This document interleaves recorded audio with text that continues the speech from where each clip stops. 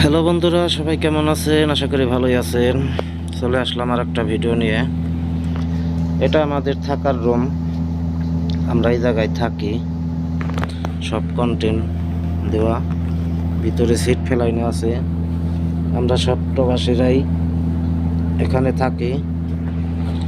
আর অন্য দ্বীপে কাজে যাই, মানে অন্য আইল্যান্ডে কাজে যাই, মানে রাত্রে এখানে থাকি।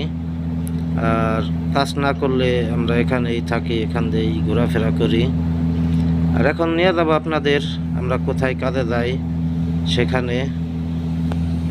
চলে আসলাম আবার কাজে যাওয়ার সময়। আমরা এইভাবে সাগরের ভিতর দিয়ে কাজে যাই অন্য এক দ্বীপে। আর প্রবাসীদের কষ্ট সবাই বুঝে না।